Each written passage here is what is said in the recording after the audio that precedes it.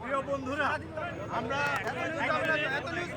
আমরা গণতন্ত্র মঞ্চের পক্ষ থেকে আমাদের বলেছেন, আমি জাতীয় সমাজতান্ত্রিক দল জেএসডির পক্ষ থেকে অনেক আলোচনা হয়েছে। 1971-এ মুক্তিযুদ্ধের মধ্য দিয়ে একটি জাতীয় ঐক্য প্রতিষ্ঠিত হয়েছিল। মুক্তিযুদ্ধের পরে সে জাতীয় ঐক্যকে বিনষ্ট করা হয়েছে। 24-এর গণ অভ্যুত্থানের মধ্য দিয়ে ছাত্র জনতার রক্তের মধ্য দিয়ে যে জাতীয় ঐক্য তৈরি হয়েছে, সে ঐক্যকে সংহত করার জন্য আজকের যে বৈঠকটি 54 বছরের পরে রাজনৈতিক সমস্ত অংশীদারকে নিয়ে প্রথম বৈঠক, এর মধ্য দিয়ে জাতীয় ঐক্য প্রতিষ্ঠার জন্য আমরা এক ধাপ এগিয়ে গিয়েছি। আমরা প্রস্তাব দিয়েছি, অবিলম্বে প্রধান উপদেষ্টাকে অনুরোধ করেছি জাতির উদ্দেশ্যে, জাতিকে আশ্বস্ত করবার জন্য আজকের বৈঠকের পরে উনি যেন একটি জাতির উদ্দেশ্যে ভাষণ দেন।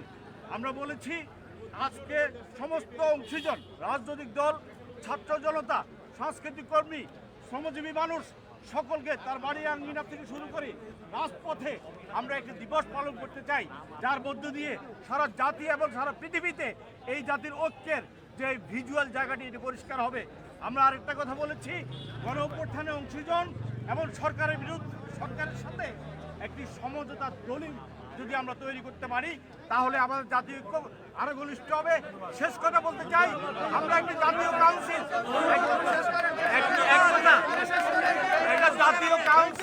একটা জাতীয় রাজনৈতিক দল সমূহের সাথে একটা জাতীয় কাউন্সিল প্রতিষ্ঠার কথা বলেছি।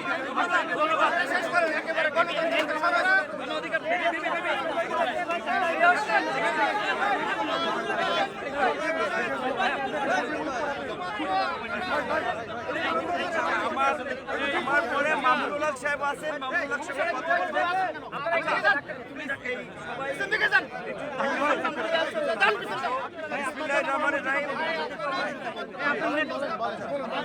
আজকে বাংলাদেশের 54 বছরের ইতিহাসে, বাংলাদেশের 53 বছরের ইতিহাসে আজকে একটি নতুন অধ্যায় রচিত হয়েছে।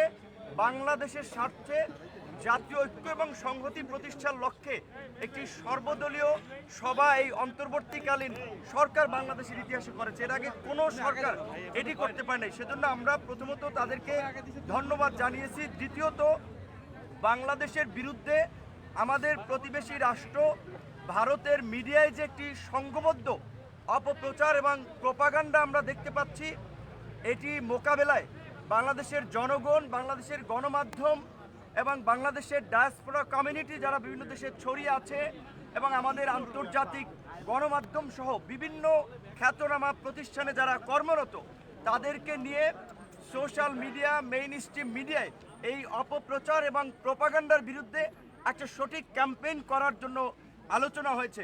বাংলাদেশের আপনার উপ হাই কমিশনে আগরতলায় এবং কলকাতায় হামলা সহ পতাকায় আগুন দেওয়া এবং ভারতের বিভিন্ন রাজনৈতিক দলের নেতাদের বাংলাদেশ নিয়ে একের পর এক উস্কানিমূলক বক্তব্য, আমরা এটা ভারতের সরকারি অবস্থান কিনা সেটি জানার জন্য আলোচনা হয়েছে এবং সরকার এটি নিয়ে ভারতের সরকারের কাছে ব্যাখ্যা চাবে, সেটিও আলোচনা হয়েছে। যদি ভারত আমাদের সাথে একটা বন্ধুত্বপূর্ণ সম্পর্ক এগিয়ে নিতে চায়, সরকারের পক্ষ থেকে এবং বাংলাদেশের রাজনৈতিক দলগুলোর পক্ষ থেকে সেই অ্যাপ্রোচ হবে। যদি ভারত সে ধরনের অ্যাপ্রোচ না দেখায়, তাহলে আবার বাংলাদেশের এই মুহূর্তে যারা মিত্র, তাদেরকে সাথে নিয়েই বাংলাদেশ তার কর্মকৌশল ঠিক করবে।